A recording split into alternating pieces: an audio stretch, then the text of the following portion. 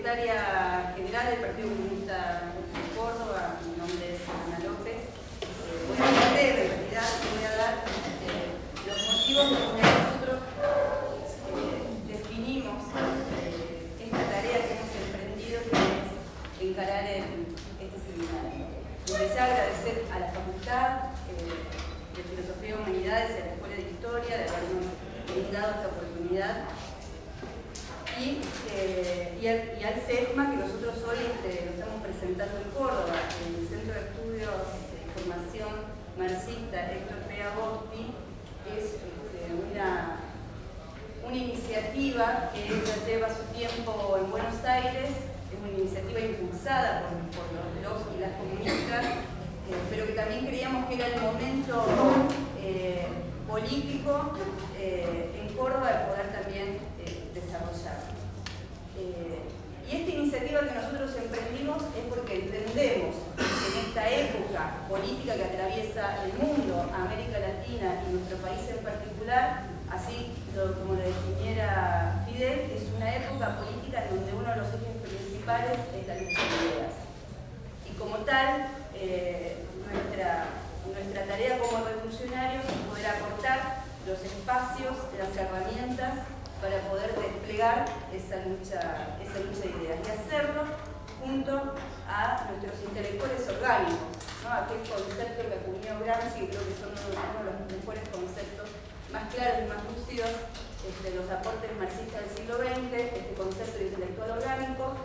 Nosotros lo rescatamos y lo llevamos a la práctica.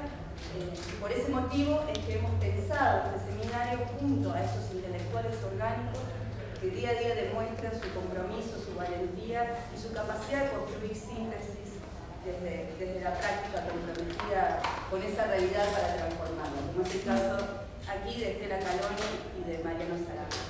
Entonces, estos son los motivos por los cuales entonces queremos emprender esta construcción colectiva también con ustedes para ir construyendo una síntesis teórica, política, cultural que nos permita a todos y todas poder ir materializando aquellas ideas que se van construyendo de nuestra práctica y de nuestra praxis cotidiana. Ese es el objetivo, porque nos tenemos que hacer de herramientas más eficaces a la hora de poder interpretar contra qué enemigos nos estamos enfrentando en estos procesos abiertos en América Latina y qué herramientas políticas y culturales más útiles para poder, en definitiva, llevar mayor felicidad a nuestros pueblos de nuestra patria y nuestros pueblos hermanos. Esos son los objetivos estratégicos a los cuales nosotros queremos aportar y queremos avanzar como revolucionarios, y que los invitamos a ustedes desde su lugar, como estudiantes, como docentes, como intelectuales, como militantes, a también sumarse a este desafío. Así que desde ya muchas gracias y esperamos contar con su presencia a lo largo de toda la semana. Ahora le doy la palabra a Mariano Sarabia.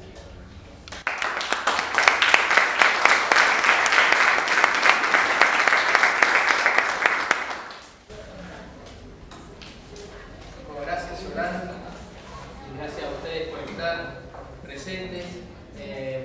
Gracias al Centro de Estudios y Formación Marxista por invitarme, a Federico Gracias, a la gente de la Escuela de Historia.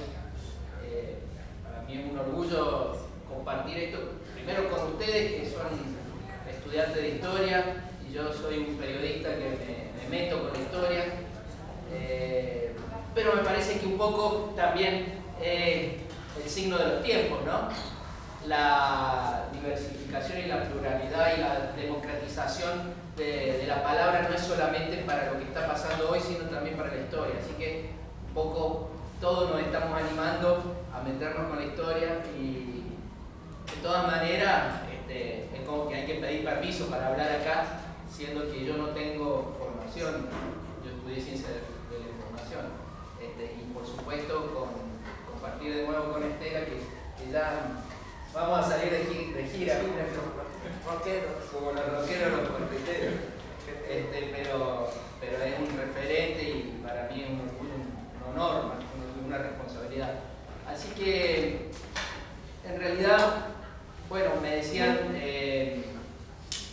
imperialismo letal, y lo primero que empecé a pensar es que es casi una redundancia, porque el imperialismo es letal y es mortal, y de lo que estamos hablando y de lo que hablaba recién Solana, de que estos son tiempos de batalla de ideas, es realmente eso, batalla entre vida y muerte, ¿no? De eso estamos hablando, de eso estamos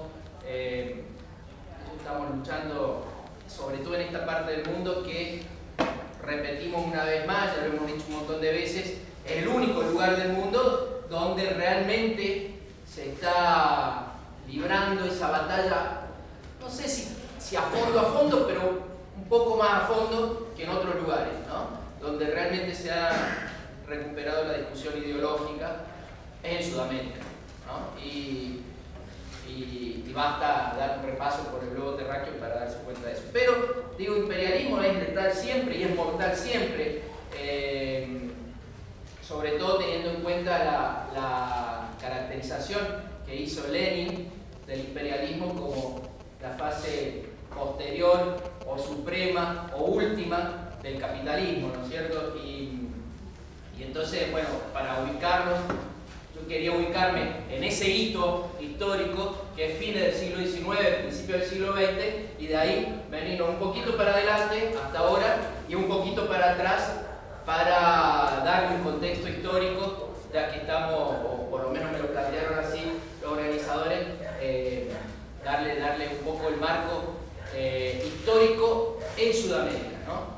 Entonces, en esa época, fines del siglo XIX, principio del siglo XX, me parece que lo que planteaba Lenin era que el capitalismo, tal como se había conocido, ya estaba casi agotado, o se estaba agotando en cuanto a la competencia, ¿no es cierto?, de los distintos capitalistas y del libre mercado, ¿no es cierto? ¿Por qué? Porque se había producido una concentración cada vez mayor del capital, que había derivado en monopolios o en oligopolios, y que, por otro lado, el Estado o los Estados se habían convertido en los principales defensores de ese capital tan concentrado. Todo eso vamos haciendo un ejercicio de memoria, un ejercicio de inteligencia o de mental, y seguramente hoy se ha potenciado a la enésima potencia, ¿no es cierto? Se ha potenciado muchísimo. Entonces, dentro de ese contexto, la División Internacional del Trabajo nos hacía a nosotros, a la periferia en general, exportadores de materia prima, pero principalmente, me parece que lo peor y lo más grave no era que exportábamos materia prima sin agregarle valor, sino que en realidad lo que estábamos exportando era capital. Y además del capital, lo que estábamos exportando era trabajo. Cuando somos el granero del mundo, cuando quieren los ojeros, los terratenientes, que sigamos pensando en que lo más importante es exportar, nos están diciendo, bueno, exportemos trabajo, exportemos el esfuerzo, exportemos la ganancia no remunerada, ¿no es cierto? Y en ese contexto también hablaba Lenin de una cadena imperialista, ¿no?, donde había como eslabones, y que cada potencia imperialista ocupaba un lugar de acuerdo a su fuerza económica, política y militar sobre todo. Así que eso era el capitalismo, el imperialismo letal, que viniendo hacia adelante, me parece que ya lo había previsto también Lenin en ese momento, se ve con más fuerza la irrupción del poder financiero, ¿no? Eso quizás sea como la novedad de los últimos años, de los últimos tiempos, que también alguna vez lo hemos tratado con Estela, ¿no? Que ya lo decía Lenin, ¿no? El nuevo papel sobredimensionado de los bancos hace que se produzca un capitalismo financiero y también una oligarquía financiera, ¿no es cierto? Y hoy estamos viendo que con la información que manejan principalmente los bancos, información privilegiada, y con la incidencia que tienen los bancos en la producción, pero sobre todo en la conducción de los estados, ¿no es cierto? Que los estados pasan a ser títeres de ese poder financiero, ya estamos casi en presencia de un nuevo imperialismo, de un nuevo capitalismo y de un nuevo imperialismo, que es el imperialismo financiero, ¿no es cierto? El poder financiero internacional, que es el nuevo imperio. Dentro de este nuevo imperialismo, que es el imperialismo financiero, está las transnacionales de agronegocios, que te van manejando la vida, diciéndote qué podés comer y qué no podés comer, y cómo lo tenés que plantar y a quién le tenés que pagar las regalías, ¿no es cierto? Te manejan la soberanía alimenticia. De hecho, lo que está pasando con Monsanto en Argentina y acá en Malvinas Argentina, en Córdoba, a mí me parece que lo más terrible, está muy bien cómo ha reaccionado la población y cómo han reaccionado los vecinos de Malvinas Argentina, en Córdoba, pero me parece que ni siquiera lo más terrible es la contaminación. La contaminación es un problema muy serio, pero lo más terrible es cómo estamos perdiendo soberanía alimenticia, ¿no es cierto? Entonces, ese es el otro brazo armado del poder financiero y los medios de comunicación, lo que hemos dado en llamar el partido de la derecha mediática mundial, ¿no? Que actúa realmente como un partido al servicio de este imperio nuevo y que, bueno, ustedes podrán poner en esa lista todo lo que quieran, ¿no? Desde El País de España, ABC, El Mundo, CNN, bueno, la ABC de Estados Unidos, o Globo, Televisa, Caracol, Mercurio, Clarín y todo lo que quieran, ¿no es cierto? Pero yéndolo un poquito para atrás, me parece que en este proceso de recuperar la discusión ideológica en Sudamérica, de recuperar la lucha entre la vida y la muerte, ¿no?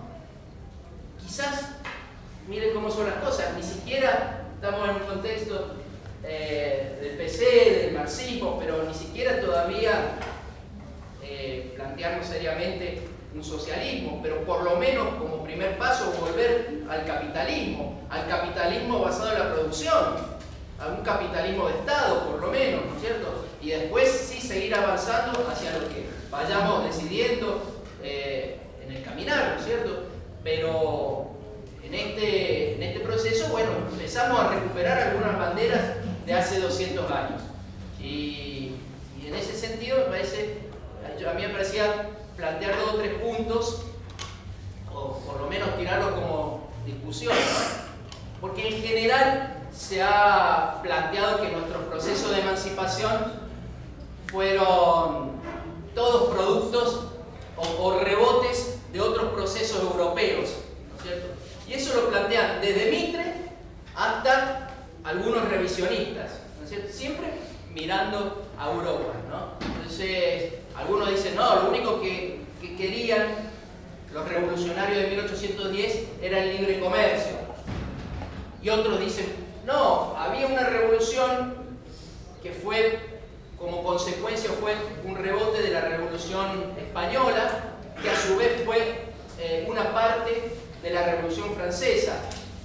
Y capaz que un poco de eso hay, pero a mí me parece que no tenemos que perder de vista los procesos y las experiencias que ya veníamos teniendo de acumulación revolucionaria y de acumulación política, y que si uno le pregunta a un boliviano o le pregunta a Evo, te va a decir desde 1492, pero por ahí a lo mejor, como todo corte es subjetivo, podríamos hacer un corte subjetivo en 1750, como para hacer un corte en algún momento, ¿no es cierto?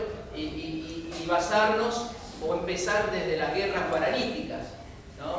En 1750 se produce el pacto de la permuta, ¿no? Entre el imperio, ahí estamos hablando de un imperialismo o de otros imperios más coloniales, ¿no? De lo colonial. Pero se produce el pacto en el cual España, el imperio español, le da al imperio portugués las colonias, las 7 misiones al este del río Uruguay, y el imperio portugués le da la colonia del Santísimo Sacramento al imperio español.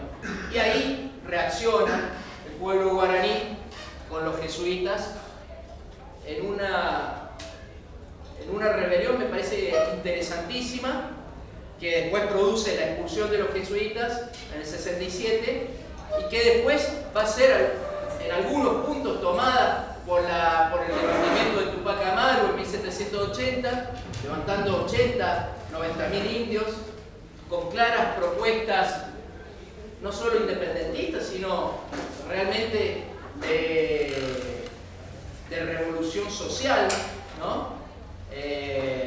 Planteando en 1780 el fin de la encomienda, de la mita, del mecenazgo, de toda la forma de explotación de los pueblos originarios. Después lo toma Tupac Katari.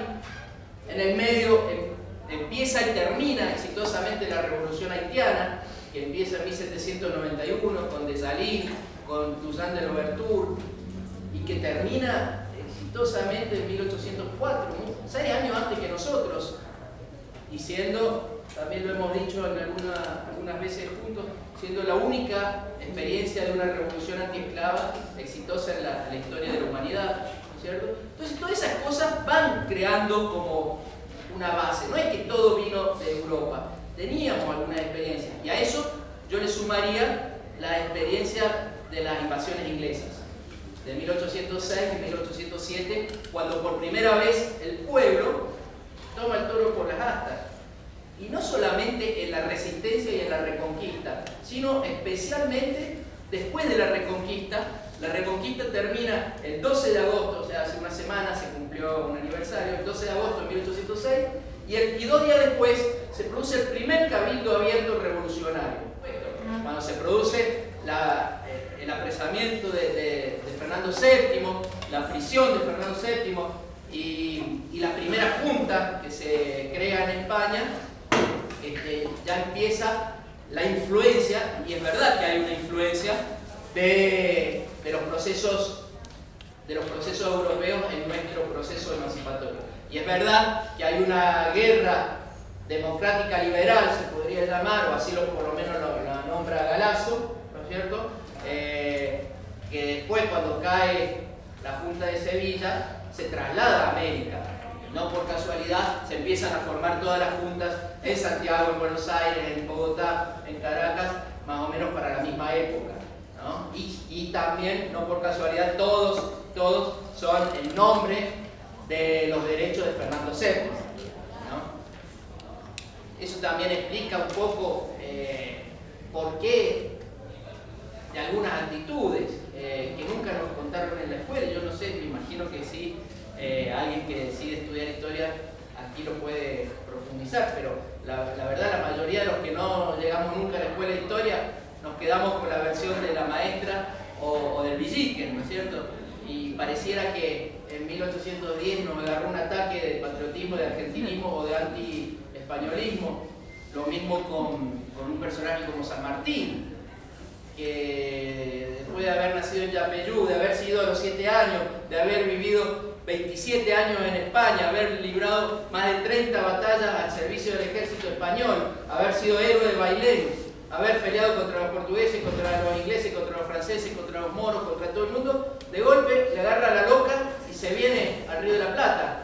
Antes de eso, ya también hay un proceso que me parece interesante en cuanto a estas luchas más revolucionarias, ¿no? Ya de entrada, cuando se forma la primera junta, inmediatamente Belgrano le encarga a Mariano Moreno la elaboración de un plan de gobierno. Mariano Moreno se encierra durante más de un mes y escribe el Plan Revolucionario de Operaciones, que es realmente un programa de gobierno, ¿no es cierto? Y se empieza a tratar de aplicar, pero lamentablemente lo mandan a paso al Uruguay, a la banda oriental, lo mandan al propio Belgrano a Paraguay, lo mandan a Castelia del Alto Perú, y queda solo Moreno, a merced principalmente de Anfunes y de Saavedra, que hacen una especie de golpe de timón, incorporando los que tenían que ir de diputados a conformar una asamblea constituyente, incorporándolo al Ejecutivo. Entonces se produce un poco lo que está tratando, lo que hoy o ayer dijo Aguad, ¿no es cierto? De que si ganan en octubre van a tener que tener la la presidencia del Congreso y otra vez decir lo mismo que dijeron en el 2009 cuando el oficialismo perdió las elecciones de mitad de mandato y dijeron que tienen que irse a la casa y no gobernar más. Bueno, es más o menos lo mismo que hicieron desde Funes y Saavedra, un golpe de Estado prácticamente, ¿no es cierto?, haciendo que el legislativo ocupe el lugar del ejecutivo. Ahí cae en desgracia finalmente el morenismo, lo mandan a Moreno en misión nefasta y fatal a Inglaterra y quedan en el mar. Ahí se estanca la revolución, se estanca absolutamente en términos de independencia, en términos nacionales y sobre todo en términos sociales. En 1811 es casi un año perdido, hasta que en septiembre los mismos dirigentes del proceso, los más conservadores, se dan cuenta que es una barbaridad tener esa junta grande, llamada Junta Grande, que era un elefante que no se movía, y lo empiezan a limpiar a los diputados. Primero crean una especie de congreso, pero ya en diciembre los mandan para las provincias y forman el primer triunvirato, que debe haber sido, yo creo, uno de los gobiernos más nefastos que tuvimos en la historia, en los 200 años de historia que tenemos. El primer triunvirato con Chiclana, Zarratea y Paso, ¿cierto? Pero fíjense, entra el 12 y otra vez resurge como el corcho que uno no quiere hundir y salta a la superficie, ¿no? Resurge otra vez el espíritu revolucionario. En enero nomás se vuelve a armar la Sociedad Patriótica. Castelli viene del Alto Perú, con todos los fracasos de Huaki, ¿no es cierto? Lo están juzgando, tiene cáncer de boca, está muy enfermo. Belgrano sigue deambulando con algo que le llaman ejército, pero que es una mezcolanza de pobres paisanos, harapientos, mal comidos, mal pagados, mal armados y todo. Y el único que más o menos se pone la mochila es Monteagudo. Ahí irrumpe otro gran revolucionario que es Monteagudo y empieza a reactivar la Sociedad Patriótica en enero del 12 y desde el periodismo, principalmente al principio, después ya con la llegada de San Martín y de Alvear, San Martín agarra la batuta militar y Alvear la política y lo acompaña, ¿no es cierto? Y se produce en febrero se produce el primer gran acto de Belgrano, que es la creación de la bandera, un gran acto de desobediencia, sobre todo hacia Rivadavia, el monje negro de ese primer triunvirato.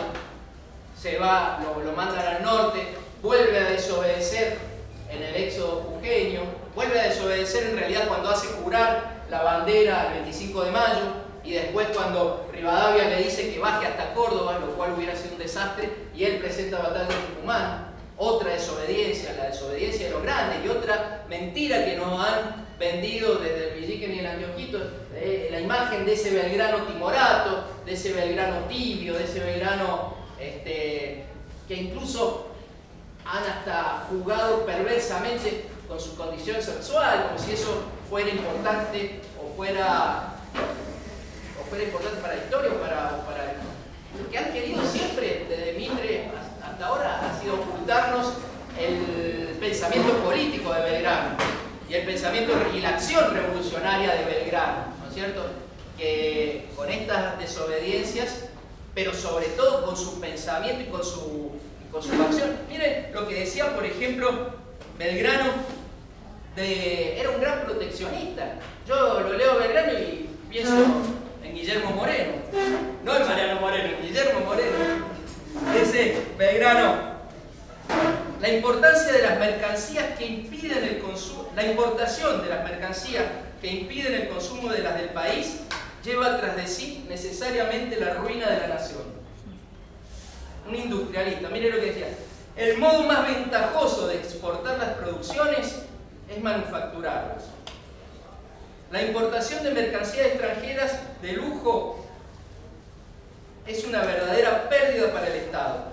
Miren de la libertad de mercado lo que decía: las restricciones que el interés político trae al comercio no pueden llamarse dañinas.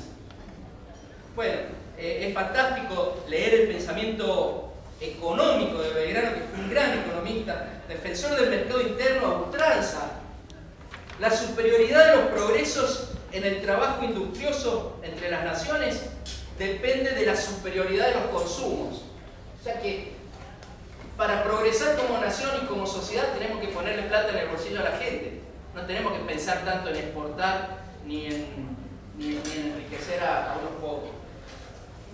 Un verdadero defensor de la reforma agraria, etc. Además, cuando está en Tacuarí, en esa misión de invasión prácticamente, él se da cuenta del error y dicta el famoso reglamento de los 30 pueblos de las misiones, donde entre otras cosas le da las tierras a todo lo natural, a todos los pueblos, los originarios, dice que todos son libres por igual, le da 10 años de exenciones impositivas, dice que pueden ocupar cualquier cargo eclesiástico, militar. Imagínense, en 1810 una avanzada, una locura, que un indio pueda ser cura, obispo, militar, oficial del ejército. Bueno, lamentablemente todo eso Belgrano no lo puede hacer en la práctica, no puede hacerlo. Lo mismo que Castelli, que también hace lo mismo, exactamente algo muy parecido en Tiwanaku, ¿no? Y más o menos para la misma época. Pero sí después lo va a hacer San Martín, ¿no? Bueno, en ese 12 se producen esas tres cosas fantásticas de Belgrano, que es la bandera, el éxodo jujeño, que vamos a cumplir el aniversario pasado mañana, y la batalla de Tucumán, el 24 de septiembre. Y se produce en ese 12 también una cosa interesantísima, que a mí me parece que, bueno, habría que ver el tema semántico, ¿no? Es una revolución. Algunos pueden decir que es un golpe de Estado y técnicamente es un golpe de Estado. Pero San Martín apenas llega, se mete de lleno en la vida política. Por eso otra de las perversiones del liberalismo que nos han metido muy en la cabeza es que tanto, y que son justamente lo que hablamos al principio, de elementos del nuevo imperialismo, tanto el poder militar como el poder financiero, según el liberalismo, tiene que ser autónomo, desvinculado de la política. ¿Qué quiere decir? Desvinculado del pueblo, ¿no es cierto?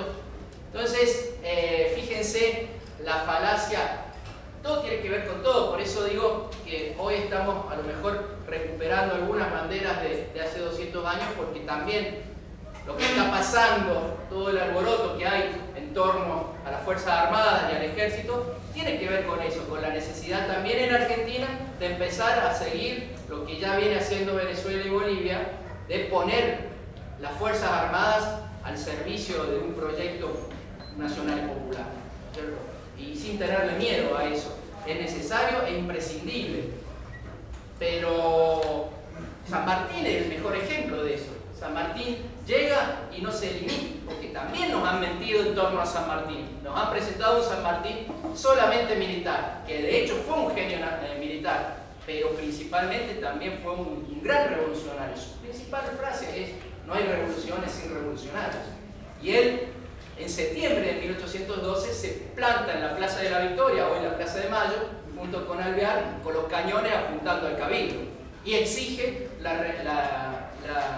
renuncia del primer triunvirato, y lo voltea al primer triunvirato, y ahí surge el segundo triunvirato, que es absolutamente distinto, mucho más progresista. Y la principal consecuencia del cambio del primer triunvirato al segundo triunvirato es el llamado a la Asamblea del 13, de la cual estamos cumpliendo también 200 años, que tenía como principal objetivo una constitución y la declaración de la independencia.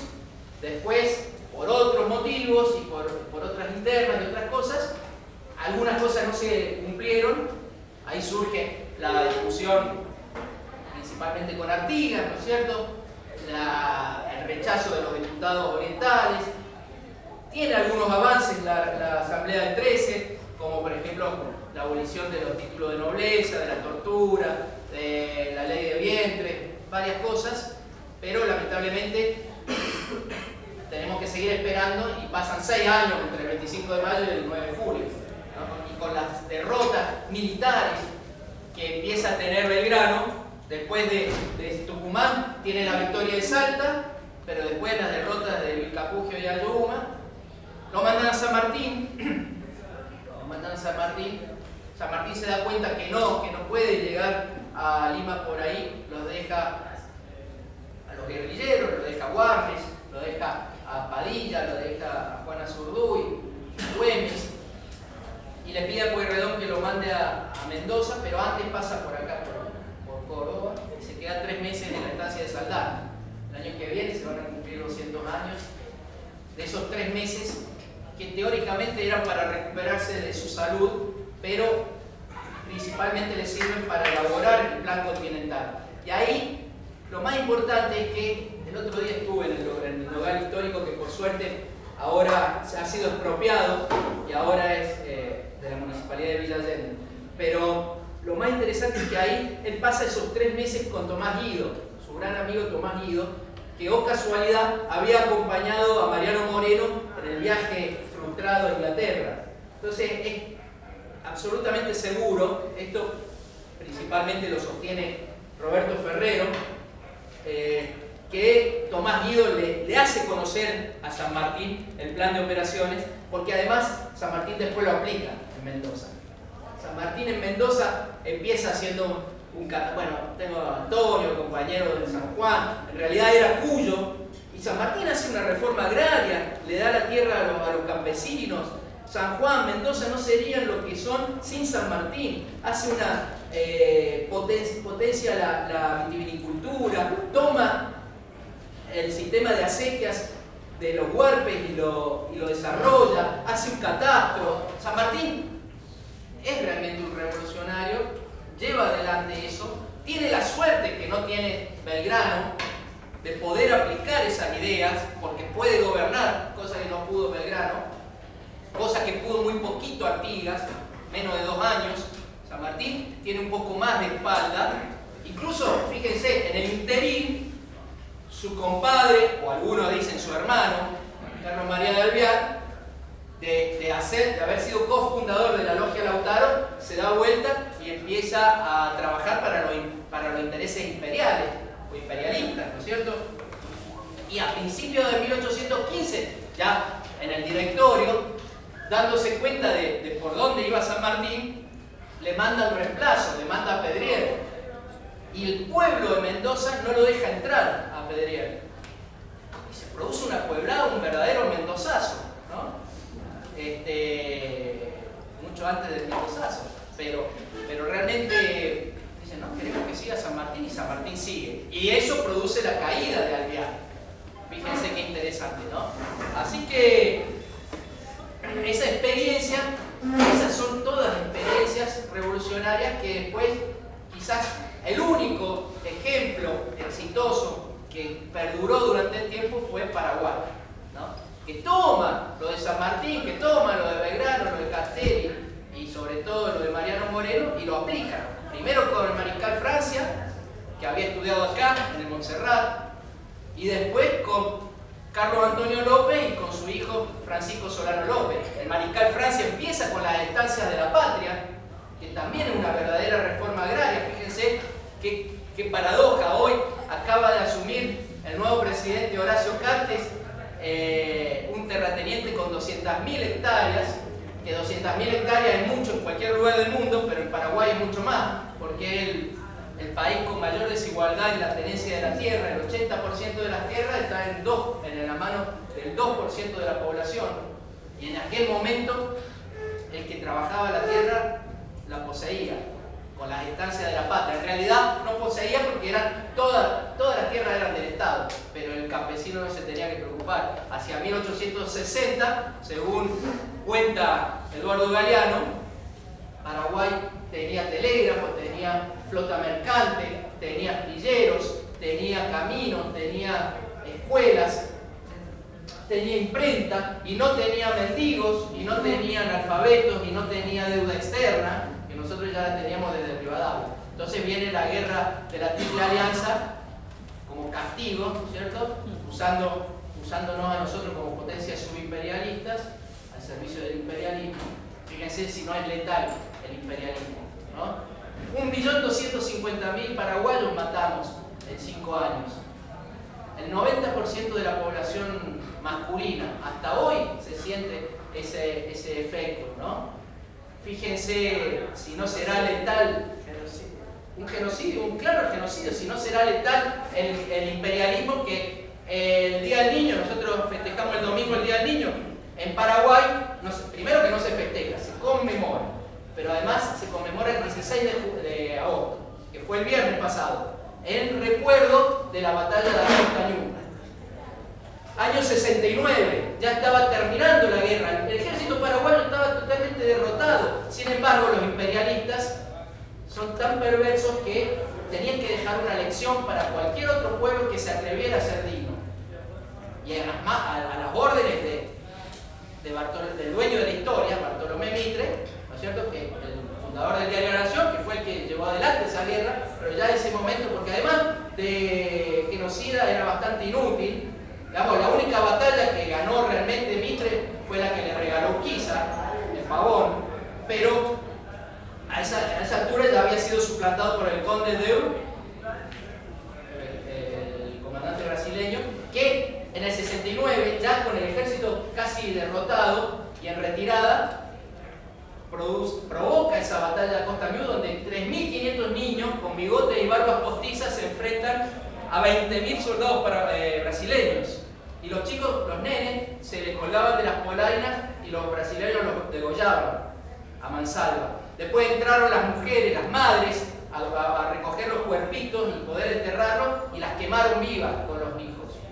Eso es el imperialismo llevado a su máxima expresión, ¿no es cierto? Pero había que dejar un escarmiento muy grande. A ver, fíjense lo que decía Domingo Faustino Sarmiento cuando terminó la guerra. Se acabó la guerra. Ya no queda ningún paraguayo mayor de 10 años. Era preciso purgar la tierra de toda esa excrescencia humana. Bueno, pero algunas cosas cambian. El otro día, en la asunción de Horacio Cartes, la delegación argentina con la presidenta Cristina Fernández de Kirchner llegó al gobernador de Entre Ríos, Urribarri, que anunció que vamos a devolver por fin, después de más de 100 años, los muebles de Francisco Solano López. Brasil le robó la biblioteca y el archivo nacional y todavía no lo devuelve. Nosotros ahora le vamos a devolver los muebles de Francisco Solano López. Bueno, ya termino. Lamentablemente, después dejamos para preguntas, pero lamentablemente en Paraguay, así como pasó con la guerra de la Triple Alianza, acabamos de ver también cómo hoy reacciona el imperialismo letal ante los intentos de, por lo menos, recuperar la discusión, porque no podemos decir que Fernando Lugo se animó mucho más. Fue muy tibio, nunca creó poder, dijo claramente que no había un luguismo y no iba a ser un partido. Bueno, si jugás a la política y no querés acumular poder, así te va. Y finalmente, el nuevo imperialismo, a partir de los bancos, a partir del poder mediático concentrado y a partir del poder político oligárquico, podemos hacer un espejo con Argentina. Estaba el Cobos paraguayo, que era Federico Franco, el vicepresidente traidor, no traidor solamente a su presidente, sino principalmente traidor a su pueblo que lo había votado. Está el Mañeto paraguayo, que es Aldo Zucorillo, el dueño del diario ABC Color y del grupo ABC Color, y que además es el representante de Cargill y de las multinacionales de agronegocios, y la partidocracia colorada y liberal, que dieron ese golpe blando, ese neogolpe, y que terminó coronándose el miércoles pasado, hace exactamente una semana, o el jueves, en la asunción de Horacio Cartes, y un retroceso terrible, ¿no es cierto? Bueno, son algunos apuntes que tiré de este imperialismo realmente letal, realmente mortal, tomando esos hitos, ¿no? Lo de Lenin a principios del siglo XX, yéndonos un poco para atrás en las luchas revolucionarias de nuestros mejores hombres y en lo que está pasando hoy pero lo que está pasando hoy mejor lo va a explicar mucho mejor Estela Carlone. Gracias.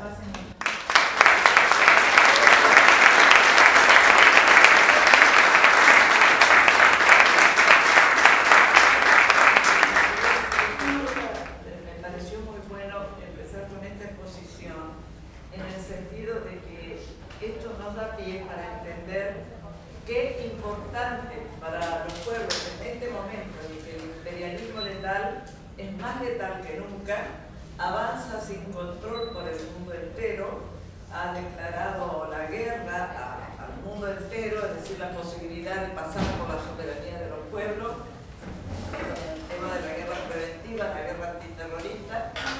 Entonces es de tal letalidad, para decirlo de alguna manera, que ha producido los 4 primeros grandes genocidios del siglo XXI. Es decir, Afganistán es un genocidio que ustedes no tienen ni idea de lo que ha pasado en Afganistán, porque no ha habido noticias. Primero, hubo un genocidio también a su manera en la destrucción de Yugoslavia. Eso comenzó a marcar la línea política que el imperio iba a tener en este periodo histórico. Terminado el equilibrio, caída la Unión Soviética, caído el campo socialista, el imperio dice, bueno, ahora es nuestro momento, el momento que hemos esperado siempre. Pero de tal manera que ya en 1992, Wolfowitz, uno de los grandes asesores de todos los gobiernos, que hoy es un hombre clave en esto que le está diciendo las transnacionales y que es el imperialismo, decía Wolfowitz, escribe el documento al Pentágono que está referido en varios libros, y le dice que bueno, que estamos en un periodo histórico donde tenemos la oportunidad de asumir el control del mundo, de llevar la democracia como ellos la imaginan, es decir, la democracia del colonialismo, es decir, la democracia para ellos y el colonialismo para nosotros, a todos los países del mundo. Entonces ahí es donde pone algo que después nos va a servir para seguir. Dice, si surge un bloque de naciones en este periodo histórico que sea incluso de aliados nuestros, hay que convencerlos de que no necesitan armar este bloque porque ya estamos nosotros aquí, que no necesitan rearmarse demasiado porque ya nosotros estamos aquí, y si no se los convence prácticamente el término por las buenas, tomar las medidas necesarias para disolver ese bloque. Imagínense que enseguida nos podemos remontar a Europa, a la Unión Europea, después nos podemos remontar a lo que estamos haciendo nosotros aquí, que es un gran desafío.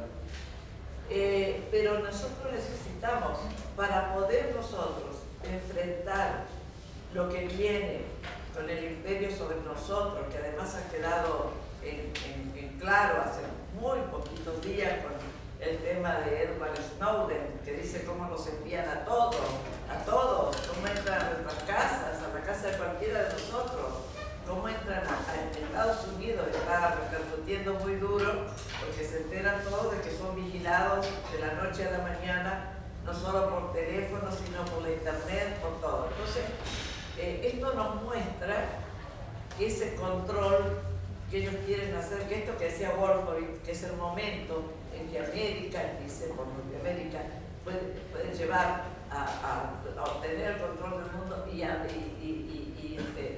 imponer en todo el mundo este sistema democrático, y vuelve a rescatar el divino manifiesto que Dios nos ha dado a nosotros, la orden mística de que nosotros somos los salvadores del mundo. Bueno, importantísimo tener toda esta historia, porque sin esa identidad, sin la recuperación de nuestra identidad, sin saber de dónde venimos, qué hicimos ni lo que fuimos, no podemos plantearnos lo que vamos a hacer ni lo que somos realmente. Muchas cosas nos han pasado también porque la historia, como estaba contada, porque tenemos que dar un gran revés, la historia del mundo al revés, como dice Galeano, nos han contado la historia con las necesidades de una clase, de un imperio, de la obediencia a un imperio. Nos han contado la historia que ellos quisieron y nos han saqueado también nuestro pasado, nos han saqueado nuestra cultura del pasado, la continuidad de esa cultura del pasado, y entonces nosotros estamos ante una situación ahora que en este periodo histórico América Latina se enfrenta, está en este momento en que el imperio con todo letal avanza sobre el mundo en guerras terribles, siniestras, Irak, Afganistán, Libia. Libia es uno de los casos de destrucción más grandes que ha habido en las últimas guerras del mundo. Puede corresponder a una Hiroshima, porque se bombardeó durante 9 meses a un país de 6 millones de habitantes. Concentrada esa población, además, es como si se bombardeara durante 9 meses Buenos Aires. ¿Por qué? Porque Buenos Aires tiene más habitantes que toda Libia, que lo que tenía Libia. Entonces, pero claro, decía, yo estoy metiendo en la historia, es que los periodistas son los cronistas de la historia, hoy en día. Pero ¿qué pasa? El imperio ha tomado la información precisamente en sus manos para impedir que ya la historia esté contada por los cronistas actuales de esa historia. Eso es uno de los grandes motivos, además para controlar el mundo necesitan controlar la información, necesitan controlar nuestras vidas, porque una cosa es controlar un país o una colonia pequeña y una cosa es controlar el mundo. Necesitan de todos los elementos que lo van haciendo cada vez más letal al imperio. El imperio está en su fase más violenta, más criminal, más impune y más abierta. No hay nadie que se le oponga. ¿Dónde estamos nosotros defendiendo a nuestros hermanos y hermanos que han sido los árabes en este momento, que están siendo diezmados por los recursos, es decir, volviendo a las guerras coloniales del pasado con una violencia feroz, con torturas, con cárceles secretas, pero todo, mientras nosotros estamos tratando de reacomodar un poco el tema de los derechos humanos en nuestros países, de poder empezar para una verdadera democratización que se tiene que empezar por calmar todas esas heridas del pasado, por la justicia, por todo lo que la justicia en todos los aspectos de la sociedad. Entonces nosotros tenemos este avance de tal del imperio en una expansión global que no tiene límite alguno por este momento. No se le ha podido poner límite, por lo menos en lo que ha producido hasta ahora. Y en este asunto nosotros tenemos que tener los pies sobre la tierra y modificar una cantidad de todas estas patrañas históricas que nos paralizaron en muchos periodos históricos frente a avances imperiales y de otros tipos. Estuvimos paralizados y porque nosotros también investigamos mucho todos los temas económicos y quizás políticos, los avances, qué significa el área para el libre comercio de las Américas, qué significa para nosotros, qué significa esta expansión de Estados Unidos. Estamos viendo el espejo nuestro, son los países de África del Norte, de Medio Oriente, asiáticos, hacia los que va todo el golpe, en este momento están haciendo pelear a los egipcios dentro. Todo eso nosotros tenemos que conocerlo, compañeros, pero conocerlos de fondo, conocerlos desde su historia básica. ¿Por qué nosotros no reaccionamos como latinoamericanos frente a los hechos que están sucediendo en el Medio Oriente? Que es una guerra brutal, una guerra ilimitada, tan cruel y tan genocida como esta invasión que nosotros le hicimos a Paraguay, porque lo invadimos. 3 países invadiendo a Paraguay en nombre de algo. Y allá son muchos países europeos invadiendo esos países en nombre de algo. Y matando a la población en una cantidad realmente 100.000, 400.000, 600.000, ya no se sabe cuántos han matado en Irak. Y además, cuántos están muriendo en Estados Unidos porque están enfermísimos. Los soldados de Estados Unidos están registrando un alto registro de suicidio, más que en la guerra, por lo que han hecho. Hay un sargento que escribe una carta que ustedes llorarían si la leo, donde dice: ¿a qué fue obligado? A los niños que debió matar en Irak, a las mujeres que ellos debieron violar, porque la orden era violar delante de su marido para torturar de esta manera a toda una población amazónica. Entonces, estamos ante un imperialismo. Yo les recomiendo que, si bien este libro, La impunidad imperial, de Roberto Montoya, lo lean, porque ahí van a tener lo que estamos diciendo nosotros del imperialismo letal, que está aquí cortado, con pelos y señales, con documentos, con las formas como se comunican, porque me pareciera que estas guerras son un exceso, como decían los militares acá, de los soldados que mandan. No son un exceso de los soldados, van con una orden precisa, con una orden determinada. Frente a esto, ¿cómo estamos colocados nosotros en este mundo, donde hay estas guerras unilaterales, donde hay estas guerras genocidas, donde esta gran potencia que, como él dice, que Fidel Castro siempre advierte que si no se para el tema nuclear, no de los países que están haciendo una usina nuclear para medicina, para salud, sino de las bombas atómicas, que por supuesto el material, el arsenal atómico que tiene Estados Unidos, que lo tiene para dañar el planeta muchas veces, no una. Entonces, que estamos jugando, que estamos sentados en un barril de pólvora, como él dice, sin darnos cuenta de los peligros que estamos corriendo. Y es claro, en una sociedad que vive en este dinamismo de la noticia, esta forma de la noticia intoxicante, tiene la virtud de que no podemos prestar atención a nada, porque sobre una cosa viene otra. Esto está también pensado, la intoxicación informativa está pensada precisamente para que no veamos todo esto, para que no escuchemos las voces más importantes, y este es el apoderamiento.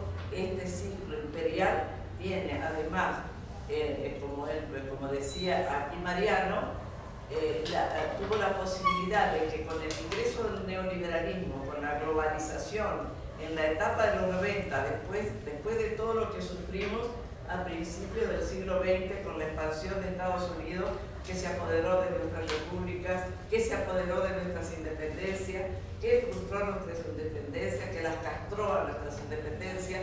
Es decir, nosotros somos todavía un continente con dependencia, con lo cual muy mal estábamos en querer hacer el camino europeo. El camino europeo era de colonialistas. Ellos lucharon contra algunas fuerzas imperiales. El Imperio Romano era algo impresionante. Cuando uno camina por Europa, por todas partes estaba. Cómo terminó ese imperio y cómo se transformaron todos esos países en colonialistas.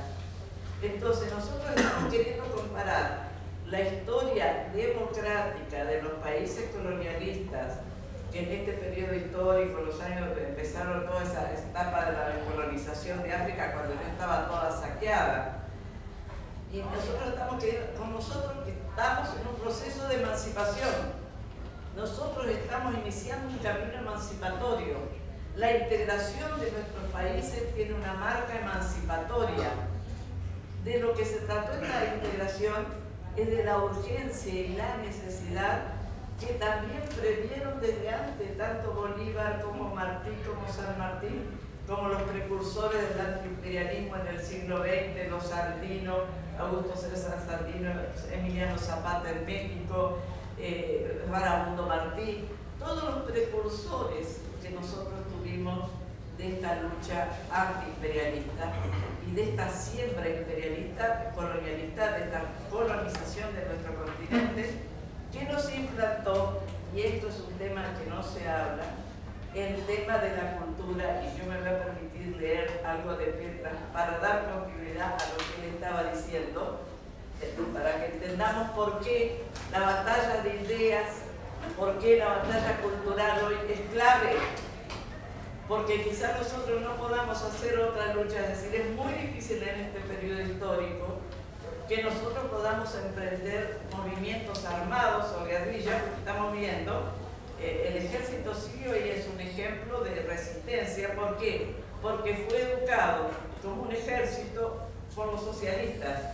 Y es un ejército que la gente tiene que entender que es un ejército con una educación socialista, y por eso están resistiendo como resisten. Es imposible haber resistido al imperio, porque no es una guerra civil, queridos compañeros, lo que está sucediendo en Siria, como no lo fue en Libia, como no lo fue en Irak, y como no hoy en Egipto tampoco, porque ahí hay otros intereses moviendo como títeres a fuerzas distintas, pero lo que están queriendo es apoderarse del canal de Suez.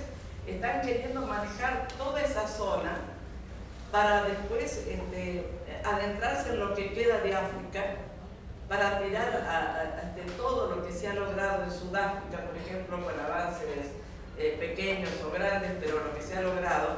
Entonces nosotros tenemos un imperio en avance, que tenemos que a la vez que nos da miedo, porque da miedo cuando uno ve a las cosas que recurren, a las armas que recurren, a las armas que han usado. Son armas muy nuevas. Pero esto, compañeros, todo esto le está engendrando contradicciones a ese imperio. ¿Cuáles son las principales contradicciones del imperio en este periodo histórico? Una, ellos se salvaban económicamente con las guerras, por eso crearon ese poderoso aparato económico militar, que es lo que pretenden todavía seguir utilizando. Pero resulta que ¿por qué se salvaban? Porque se salvaban internamente, creando empleo, con estas nuevas armas cada vez más sofisticadas, cada día emplean más robots. Tienen menos gente trabajando. ¿Por qué está Estados Unidos con la cantidad, la altísima cifra de desempleo más grande de lo que han tenido en todos estos años? Porque hay millones de gente en la calle que tuvieron que dejar su casa porque no pudieron pagar las hipotecas. Ellos están en una crisis severísima, en una crisis severa, y son los mayores. Ellos le deben a China, pero el triple de todo lo que le debe el mundo a Estados Unidos. Estados Unidos, le debe a China una cantidad de dinero que es asombrosa. Entonces, fíjense que ese imperio, esas fuerzas imperialistas, esas empresas transnacionales, como la del grupo Bilderberg, donde están las empresas más grandes del mundo y que son los que deciden un poco la suerte de nuestros países, están con el peligro de extinción también ellos. Es decir, el imperio, cuando se ve en un periodo de extinción, en una crisis, lo que hace es ir hacia adelante con todo su poder y con toda su fuerza. Es la reacción como del tigre herido.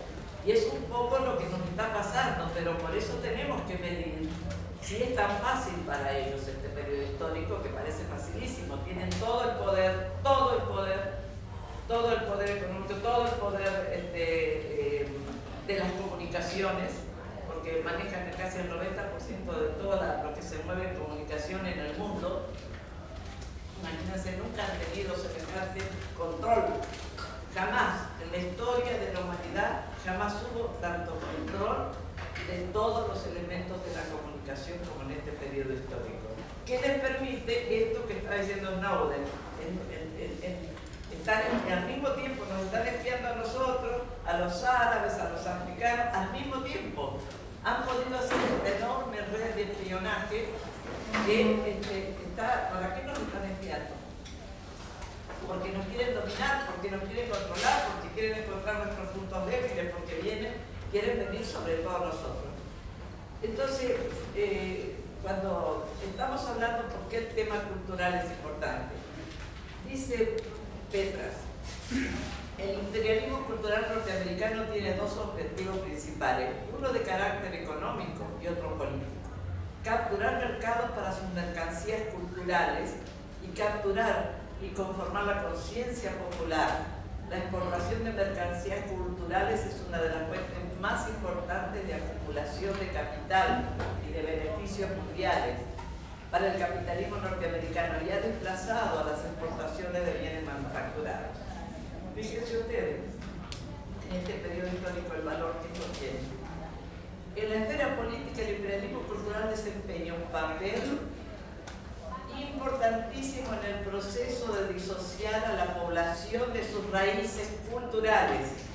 Por eso estamos insistiendo en el pasado, no es porque queremos volver al pasado y contar la historia del pasado, sino porque cuando cada uno de nosotros lee esa historia, hay una recuperación, hay una especie de recuperación del orgullo, hay una especie de recuperación de identidad nacional, que es una de las fuerzas esenciales para luchar contra el imperio en estos momentos históricos.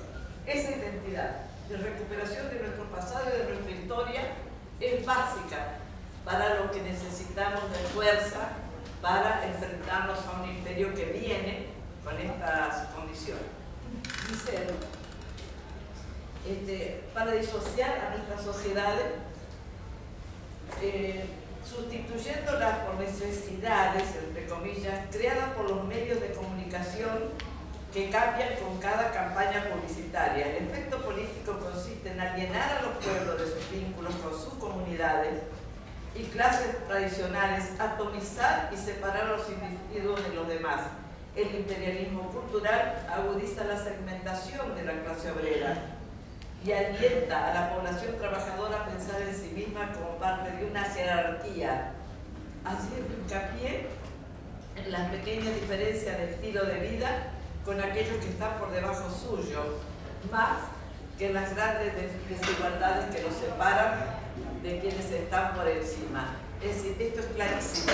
Es decir, ellos hacen hincapié en que una clase media pobre, que ni siquiera es una clase media rica, lo que intenta es igualarse al que está por encima, no igualarse al que está por debajo, ni acompañar.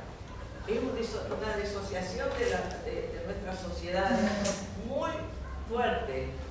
Esto es el mejor mensaje de lo que es el preparativo de una sociedad alineada, consumista, víctima, y yo digo víctima porque es víctima, esclava de las comunicaciones tal cual están presentadas, esclava de los entretenimientos. Los entretenimientos están hechos para desculturizar a nuestros pueblos. Si usted pone una señora que está todo el día sentada frente a un televisor o en la tarde mirando el televisor, esa persona no le queda después que pueda individualizar cuáles son los problemas políticos de su país, ni sus propias necesidades, ni por qué tiene que luchar. No, es terrible lo que nos está pasando. Es decir, la invasión más grande que ese imperio ha tenido sobre nosotros es en la escala cultural. Es la peor. Hasta el pueblo mexicano se lo puede demostrar. El pueblo mexicano, después de su revolución allá en el 1910, mantuvo, por lo menos en lo que es educación, seguro social, los elementos de la revolución. La historia de México era intocable. Ahora lograron dar vuelta a la propia historia de México. Entonces un mexicano que antes estaba orgulloso se siente avergonzado de las cosas que producía, de su cultura, de sus vestidos. ¿Entienden? Lo peor que le puede pasar a un pueblo en nuestras condiciones, en un periodo histórico de expansión global de un imperio, es quitarnos el orgullo de pertenecer a algo, es quitarnos el orgullo que nos da la identidad, es pensar que este San Martín en este momento del siglo XIX, cómo podían cruzar la cordillera de los Andes, hacer esa cosa heroica que hoy se estudia en todo el mundo, en todos los manuales de guerras, de distintos tipos de guerras que se llevan adelante. Pero nosotros no nos dicen eso.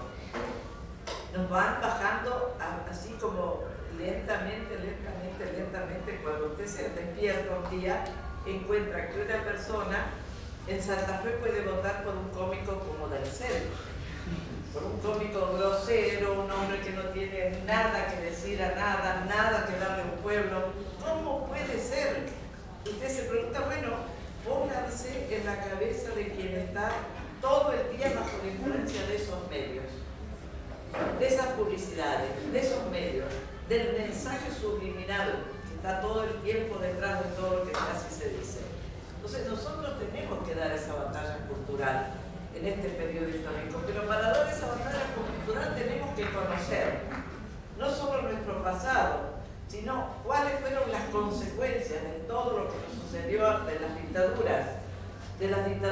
fueron impuestas porque sí, fueron impuestas precisamente en Sudamérica, donde estaba habiendo un proceso de levantamientos populares. ¿Ustedes creen que por qué lo tiraron a Salvador Allende? Primero porque estaba solo el inmenso mar acá, salvo Cuba por el otro lado, que es una islita que no puede hacer que tiene toda es el ejemplo de la fortaleza de una resistencia heroica, porque para estar más de 50 años aislada, bloqueada, el bloqueo es un sitio medieval. El bloqueo es el bloqueo más largo en la historia de la humanidad, de las guerras de la humanidad. El bloqueo es un acto de guerra. Se sitia un país simplemente para rendirlo por hambre o por lo que sea, pero está sitiado, es un país sitiado.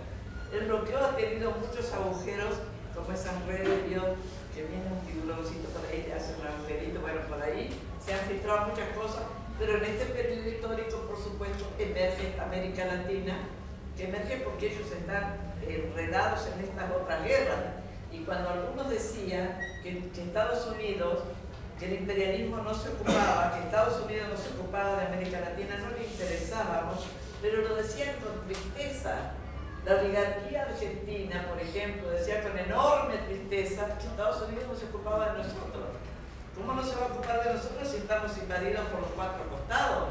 Nosotros en este momento tenemos no solo tropas de Estados Unidos, levantaron el Comando Sur en 1999 de Panamá porque era obsoleto y porque además ahí se acumulaban 20 bases. En vez de tener 20 bases en un lugar, ahora las han desperdigado por toda América Latina. Bueno, tenemos bases, tenemos centros de operación en Estados Unidos, tenemos los nenúfares, que son eso que intentaban poner en el Chaco. ¿Se acuerdan ustedes? Todos nos acordamos que en el Chaco se descubrió que el Comando Sur estaba instalando un centro que decían una base. Yo creo que algunos se equivocan, le ponen las bases, son bases cuando tienen soldados, que son como las que están en Colombia, como las que están poniendo en Panamá, como las que están en Perú, bueno, en Haití está Estados Unidos, pero todavía ellos no han dicho, están ahí las tropas, pero están armando ahora recién la base, pero como la que hay en Honduras, Palmerola, como la que hay en las Malvinas, que esa es una base en serio, por lo cual no nos van a devolver las Malvinas, no quieren devolvernos las Malvinas porque es una base de la OTAN, como la base que se puso en el sur de Chile ahora, en Valdivia, y otros son centros, porque hay que explicarle a la gente por qué, porque la gente dice, bueno, nos dijeron que lo del Chaco era una base militar, pero no hay ningún soldado. No, ese galpón en el aeropuerto que habían ellos hecho, era un lugar donde instalan no sé cuántas computadoras y tenés la vigilancia total, pero total, hora por hora y día por día, por lo menos las 5 provincias que lindan con el Chaco, más todo lo que es la costa de Paraguay, Bolivia y Argentina, por supuesto, y que te digo, Uruguay también, porque a través de misiones. Entonces, nosotros tenemos que entender que nosotros somos invadidos lentamente. En Venezuela hay algo que a mí me gustó mucho estos días cuando estuve, que escuché que está viviendo un momento muy difícil porque la desaparición física de Chávez es una desaparición muy fuerte para Venezuela y muy fuerte para la unidad de América Latina, muy fuerte para la UNASUR, muy fuerte para todo. Pero ellos dicen el golpe continuo. Entonces, con estos elementos que tienen la parte militar, más las fundaciones, yo justamente en el libro de Evo en la Mira, que ahora sacamos revisión, me ocupé de investigar cómo habían actuado en el siglo XX y conocer a fondo, porque a pesar de que yo trabajaba con Gregorio Seltzer, con mucha otra gente sobre los temas de América Latina, jamás me hubiera podido creer que Bolivia había tenido tal presencia estadounidense a lo largo del siglo XX. De tal manera que hasta tenían la oficina de la CIA y de la DEA en la casa de gobierno. Cuando llegó Evo Morales, de 2 puertas cerradas, las hace abrir Y era una oficina, y dice, ¿esto de quién es? Es la oficina de la DEA, la CIA, la que estaba al lado de la oficina presidencial, la CIA. Y un poquito más allá, la oficina de la DEA. Pero no solo eso, sino que el grado, cada presidente que subía, esto más o menos surgió cuando andaban, cuando murió el Che, y ese ministro Rivera de Bolivia, contó que cuando subía un presidente, venía a la embajada de Estados Unidos y le ponía la lista de los ministros que tenía que nombrar, sobre todo los ministros de Interior y Defensa. Eso sí que tenía que pasar por sus manos. Era imposible otro, a lo mejor el de Cultura lo dejaba. Pero ahora también les interesa. Entonces, fíjense ustedes que estas fundaciones que tienen sede, aquí hay fundaciones, hay organizaciones no gubernamentales, ONG que le dicen, exactamente. Esas ONGs, el 80% de las ONG hoy en día están trabajando para la CIA de Estados Unidos. El 80% es cifra ya comprobada. Primero, porque algunas ONG dependían de Suecia, de algún país europeo, socialdemócrata, pero eso se acabó. Las agencias europeas, también cuando estaba en la dictadura, nosotros recurríamos a las agencias europeas para denunciar, se acabó. Porque esas agencias, tanto Reuters, todas están trabajando para Estados Unidos, pero no para Estados Unidos, para el gobierno, para el complejo militar, político-militar. Están trabajando para el Pentágono de Estados Unidos, donde se dicta todas, se diagrama todo lo que es la información que tienen que recibir las poblaciones. Lo terrible es que, por ejemplo, con esto del espionaje, dicen, hemos desclasificado los documentos. No sirve para nada esa desclasificación de documentos, porque ellos lo que tienen es el control de las redes. Entonces, ellos tienen todo adjudicado el espacio para el control de esto, control del otro, control de datos, y pueden espiarnos perfectamente a todos.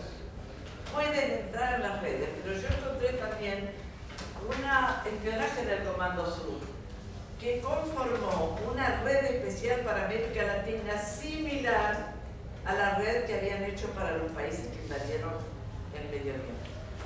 Fíjense ustedes, igual. Es decir, fíjense que se llama diálogo América Latina. Entonces ellos le piden a la gente que les escriban y que le informen cuáles son los problemas que hay en el país. Mucha gente escribe y dice, acá el problema es la corrupción, acá. Entonces ellos van identificando, haciendo esas encuestas que no les cuesta nada, mandan esa encuesta política. Es una revista del Pentágono, es una web del Pentágono. Entonces mandan y preguntan, y la gente le escribe. Entonces, ¿qué van haciendo ellos? A Brasil lo podemos atacar con el tema de la corrupción, a Venezuela con el tema de la seguridad. Entonces empiezan a mandar la instalación y te dicen, tenemos el grupo de periodistas necesario. Antes de invadir Irak, mandaron algo que se llamaba Lincoln Group, que se supone que eran periodistas independientes que trabajaban. Esos periodistas tenían la obligación de dar información en defensa de la invasión de Estados Unidos, en defensa de la ocupación de Irak y darle un espacio a la democratización de Irak. Y yo es la primera vez que ustedes también verán que la democracia se implanta a bombazos, a bombardeos, a matanzas, a masacres. Bueno, con esto nos instalaron a nosotros, con lo cual ellos están aprendiendo constantemente el diseño, porque nosotros tenemos que saber cómo trabajan. ¿Por qué les hablo yo de las bases? ¿Por qué les hablo de las fundaciones? ¿Por qué les hablo de la ONG?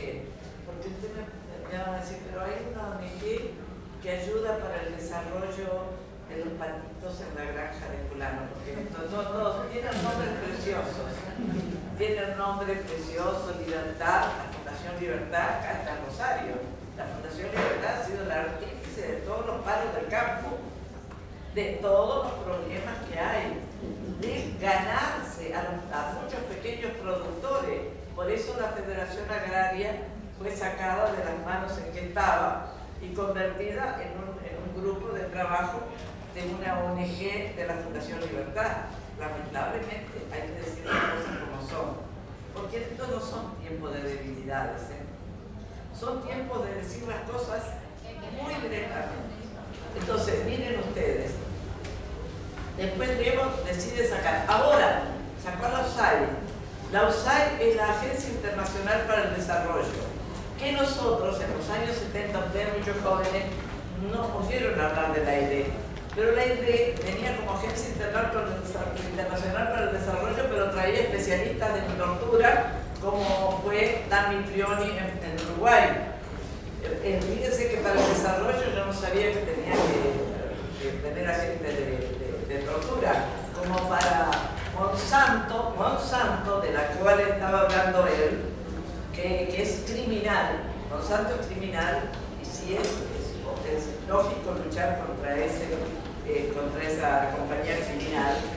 No solo eso, sino que ahora ha comprado la agencia de mercenarios Blackwater, que son los mercenarios que han llevado a Estados Unidos al Medio Oriente, que no tienen ninguna pena de matarte, exterminarte, degollarte, de hacer lo que sea, porque son hombres de paja, hombres comprados para esas tareas de mercenarios. Son los ejércitos privados del imperio que podía.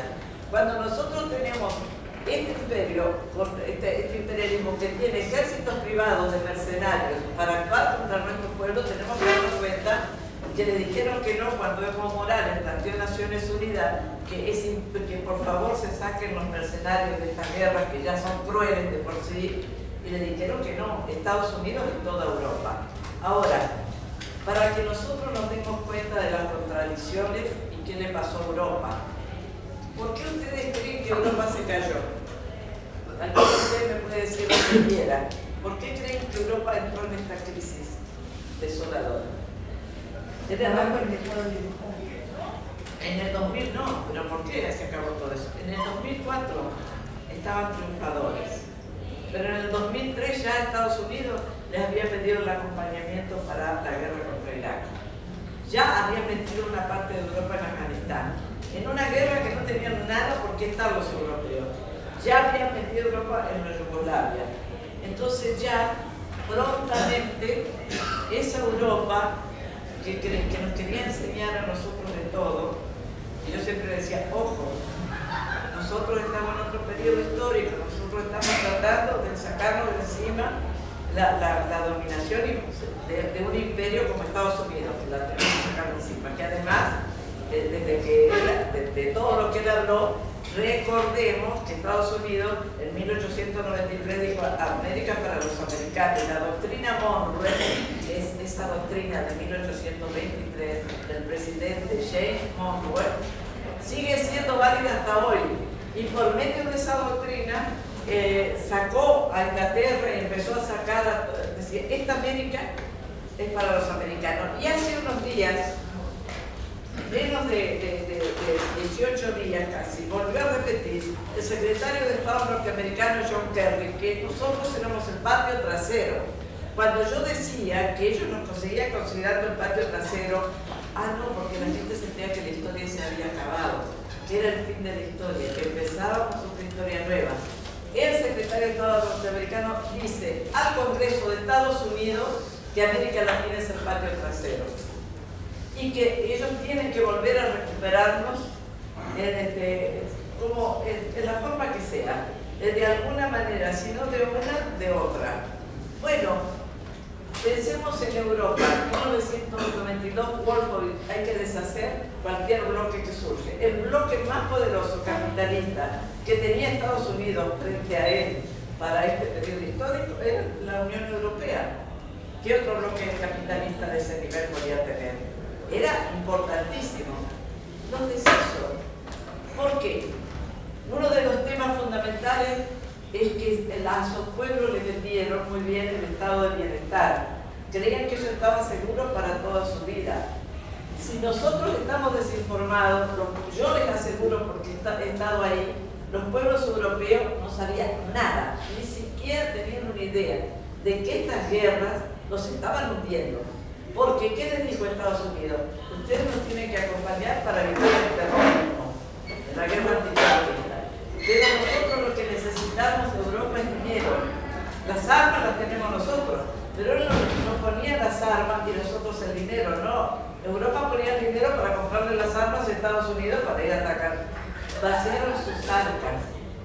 ¿Cómo se acabó España? Fíjense en el estado, las condiciones en que está España.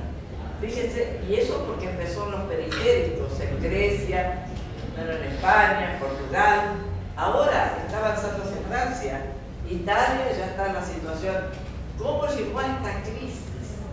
Esta crisis por el apoderamiento, pero también por el tema cultural, por la ignorancia absoluta de lo que estaba pasando en el mundo. Y menos mal que nosotros no estábamos prendidos a la falda de Europa y que estábamos haciendo nuestra propia experiencia.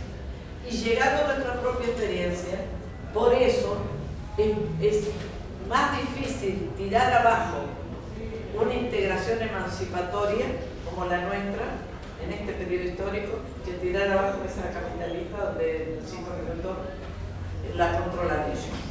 Ellos están controlando Europa a tal punto que lo de Evo recientemente nos dejó en claro quién manda. Que le diga al gobierno de Francia, la fastuosa y orgullosa Francia, que le diga, tenemos la sospecha de que va en un avión Snowden con Evo, y que no dejen aterrizar al presidente, que lo dejen volando, que le pudo haber pasado a la presidenta, porque también iba en un vuelo de escaso, ¿cómo se llama? Autonomía, de escasa autonomía de vuelo. Un avión que solo puede volar 7 horas, tiene que bajar en un lugar, recondicionarse, subir y seguir otras 7,5 horas más o menos. Eso es lo estipulado en esos vuelos. Entonces nosotros estamos en peligro por esa misma razón. Porque si le hubieran dicho a la presidenta que también venía trayendo quién sabe quién en el avión, podrían haberle dicho no puede parar y entonces puede estrellarse en el mar o en cualquier lugar. Como le pasó a Evo, pudo haberse estrellado el avión si no lo dejaban bajar en Viena. Entonces nos están dando mensajes. Ahora, ¿qué hacemos nosotros con esos mensajes? Bueno, estudiar, a ver cuáles son las contradicciones, las debilidades. La situación interna de Estados Unidos es una debilidad. La situación interna que se está creando en Europa es otra debilidad. La imposibilidad de terminar las guerras porque se proponen una sobre otra, entonces mal terminan Afganistán, mal terminan Irak. Libia está casi terminada, pero hay levantamientos en Libia todavía. Siria se ha resistido y no pudieron entrar, y no pueden entrar porque aquí viene la otra cosa. Una de las contradicciones fundamentales que tienen que hubo un momento que Rusia y China hicieron el parate. Hasta aquí llegamos. ¿Estamos entrando en otra guerra fría? No, la guerra fría nunca se dejó de ir, porque con la persecución del narcoterrorismo, en realidad, si vos mirás en Colombia, el narcoterrorismo no era tal, estaban persiguiendo a la guerrilla, porque era de izquierda, porque era comunista. Están tratando de desalojar al partido Baas, el sirio, el iraquí ya lo exterminaron. Ahora, como tienen un frente iraní de otras características, están también por ir por ahí, están tratando de terminar así. Entonces nosotros vemos que se están enredando en muchas guerras y que la situación interna económica de Estados Unidos no responde como en otros periodos históricos donde creaban una guerra y de inmediato tenían una solución interna. Ahora se acabó esto. Más los levantamientos que vienen en Europa, más agregado otra cosa, ellos no tienen en este momento cómo mantener 40 guerras, no pueden, porque no pueden, los misiles, todo este nuevo armamento necesita tiempo. No se hace como una escopeta armada así, qué sé yo, las grandes fábricas que había durante la Segunda Guerra Mundial. Tienen problemas de situaciones muy difíciles adentro de los propios Estados Unidos que hoy se están planteando fuertemente. Y nosotros, ellos ¿qué van a oponer a nuestra integración?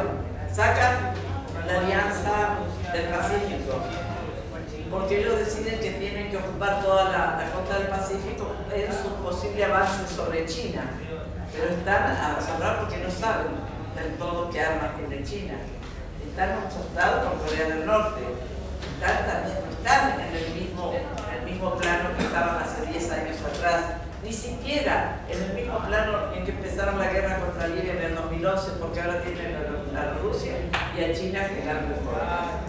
Y eso ya no es tan simple, ya no es tan simple avanzar sobre Egipto, pueden crear estas guerras internas. Entonces nosotros tenemos que tener cuidado de lo que es crear estas guerras internas. ¿Por qué nosotros tenemos ese avance violento en la información? ¿Por qué la oposición es de una violencia extrema? La oposición en Buenos Aires, yo no sé cómo será aquí. Cuando salen, ponen gente colgando, a este lo vamos a ahorcar hasta que se desangre. Las cosas que se dicen son de una violencia feroz. Una persona que va en un colectivo cercano y van 4 de la oposición, que no puede decir, ay, si a mí me gusta Kirchner, porque se paran todo y le pegan y te atacan. Sí, estamos al revés.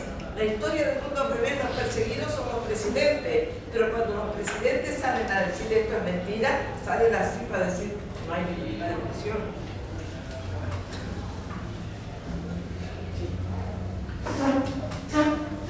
Porque así, la sociedad interamericana empieza a ser parte de este proyecto del golpe constante contra el régimen, es el golpe continuo.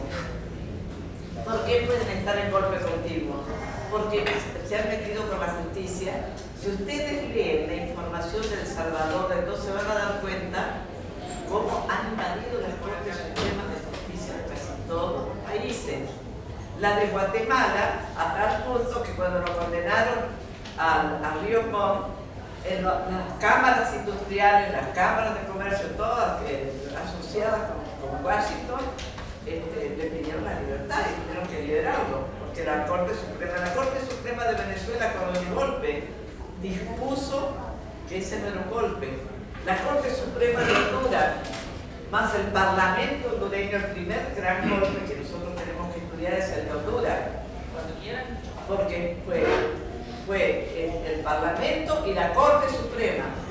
Que la Corte Suprema, qué curioso, la había hecho instalar un ex embajador de Estados Unidos, John Girofonte, allí, la había hecho instalar a su gusto y paladar. Al Parlamento lo corrompieron, lo separaron de Celaya, la gente que era de Celaya, la compraron. Entonces la Corte Suprema decía que no era un golpe de Estado, era un reemplazo del presidente. Claro que lo sacaron, porque no es cierto que es un golpe blando, en todo su violencia. En el golpe de Honduras sacaron al presidente y después dispararon contra la población y están matando todos los días a campesinos en Honduras, a periodistas. Ahora han empezado a matar en Guatemala periodistas. Están asesinando por día un periodista en Guatemala, ya llevamos 6 desde hace unos días. Entonces, ¿por qué es esto? Porque están empezando a pensar un poquito más sobre nosotros. Y tienen las ONG fantásticas estas que trabajan con la justicia, que trabajan con el Parlamento, que trabajan con los políticos, que trabajan con movimientos sociales, que trabajan con partidos o movimientos de la izquierda también.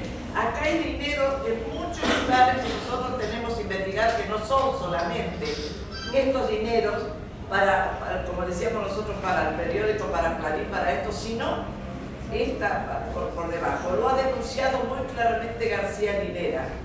Cuando el movimiento que se produjo en Bolivia del TIMNI fue una denuncia extraordinaria, porque descubrieron que Rafael Quispe, el dirigente de los grupos indígenas del Amazonas, que son muy pequeños, se comunicó en un día 12 veces diciéndole a la Embajada de Estados Unidos para dónde iba la marcha, qué iban a hacer ahora, qué tenían que hacer, para qué lado iban a ir.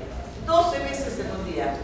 ¿Qué hizo Evo? Sacó a la USAID. Porque si nosotros no sacamos, no hacemos una campaña contra estas fundaciones, nosotros dormimos con el enemigo. Nos acostamos y nos levantamos y desayunamos con el enemigo. Entonces nosotros tenemos, para poder pensar en cómo puede ser nuestra resistencia, ¿vamos a poder resistir armados?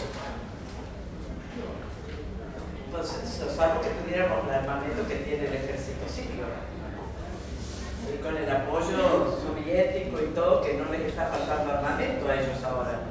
Pero nosotros, uno de nosotros en este momento, tenemos que tener, este es el momento de la izquierda responsable, inteligente, creativa, imaginativa, tenemos que pelear contra esta invasión permanente. ¿Y cómo vamos a pelear conociendo al enemigo? Nadie pelea contra él si no conoce al enemigo. ¿Qué clase estamos sentados aquí y no sabemos quién va a venir a tirarnos la casa? Algo tenemos que saber. ¿Por qué se ha producido esta ignorancia tan grande de la contrainsurgencia? ¿Cómo sigue la contrainsurgencia? Acá se fueron los militares, pero no se fue la contrainsurgencia. La contrainsurgencia significa este trabajo ilegal. Contrainsurgencia hay que estudiar. Esto es uno de los puntos que tenemos que estudiar. Tenemos que saber por qué se creó la contrainsurgencia. La contrainsurgencia pasó de ser militar solamente a ser una contrainsurgencia que es este trabajo de zapa con la justicia. Ustedes no se preguntan por qué los militares ahora están todos levantados, que están siendo juzgados, que ahora se han puesto unos abogados que cada vez exprimen más a los testigos, cada vez que acorralan más. Ahí ayudando dinero está la Federación América de los militares de la región que están trabajando para tirar a los gobiernos. Usted sabe cómo el agua orada a la piedra, ¿no? Bueno, este golpe continuo, como le llaman en Venezuela, que tienen, por ejemplo, a Venezuela le hicieron, no crean que hacen cosas muy nuevas, desabastecimiento como en Chile. Compraron en unas 2 semanas todo el alimento que había en los supermercados del interior del país. La gente no tenía donde comprar nada, ni aceite, ni nada. Luego empezaron los sabotajes a la luz eléctrica, sabotajes a la refinería, sabotajes a las cañerías de agua, voladas en algunos lugares que se quedaban sin agua. Bueno, todo esto lo están haciendo y nosotros estamos todavía sentados discutiendo cosas insólitas. Si vamos a hacer una pelea, una competencia intelectual en tal lugar, no, ahora tenemos que estar caminando por las calles. Los intelectuales tienen que estar hoy más que nunca inmersos y armando los planes de resistencia, que la resistencia que nosotros podemos hacer, pero la resistencia más grande es que no nos desmoronen la unidad de América Latina. La integración de América Latina es básica para resistir y yo creo que tenemos que ponernos a estudiar estas etapas como esto, porque cuando yo escuchaba a él me daba unas ganas de decir, bueno, qué maravilla, un Monteagudo, que teníamos esto en el pasado, nos venimos de la nada, tenemos de qué aprendernos, tenemos una historia de resistencia. Si nosotros tuvimos dictadura fue porque resistíamos, no porque estábamos sentados. Si Europa hubiera resistido, hubiera tenido una dictadura tras otra. Entonces nosotros tenemos que hacer nuestro propio camino con estas recuperaciones de todo lo que son los periodos históricos, conocer el momento presente como avanza y conocer qué es lo que quieren de nosotros hacia el futuro. Quieren volver a que seamos el patio trasero, pero la Alianza del Pacífico se les cae porque hay que estar muy atento a todo lo que pasa por. Tenemos necesidad de muchos jóvenes que estén trabajando el tema de la política internacional y la política latinoamericana, porque si tuviéramos esa cantidad de jóvenes, quizás podríamos hacer una lucha frontal contra la desinformación, si somos muchos los que del otro lado estamos dando la pelea. ¿Por qué? Porque ¿qué está pasando en Colombia? ¿A qué se está resistiendo la gente? A todos los países que entran en la Alianza del Pacífico tienen que entrar en el Tratado de Libre Comercio. Y entonces hay segundo día de paro en Colombia. En Colombia, con un ejército de la seguridad nacional, con un ejército de la doctrina de seguridad nacional, el más grande de América y el más armado, que tiene drones, que tiene armas que otros no tienen. ¿Qué está pasando? Un paro de la gente que ya perdió el miedo. El proceso de paz que logró instalar la FARC, el proceso de paz, el gobierno de Colombia, Santos no se salva sin ese proceso de paz. Él tampoco se salva, ya la cosa está así. Pero tampoco, no se salva frente a un pueblo que está levantado, está decidido, porque está marchando el segundo día de paro en todo el país de muchos sectores de la economía. lo que le va a suceder a todos, porque ustedes creen que la gente que se contagió un poquito de todo este avance de la justicia social, de las asignaciones universales, de las pensiones en Bolivia, que las querían imponer en Paraguay, que alguna de las cosas que quiso imponer Lugo tenían que ver con todo esto. Los pueblos se están levantando. No es que pueden hacer la Alianza del Pacífico y los pueblos pobrecitos se van a quedar, no. Porque ya llegó un punto, nosotros también tenemos un límite de querer ser o seguir dominados o entrar a una dominación brutal o recuperar nuestro lugar en el mundo como un continente. Por eso te digo, este continente en conjunto, solo el Mercosur, con esta unidad que tiene, es uno de los bloques estratégicos más importantes en este mundo por el tipo de recursos que nosotros tenemos y por lo que tenemos en alimentos y porque tenemos también, y por qué quieren venir, porque tenemos petróleo, agua, biodiversidad, tenemos de todo, pero también tenemos una población joven. Europa tiene una población vieja. Yo soy joven en Europa, así que imagínense ustedes. Yo me sentía jovencísima en Europa.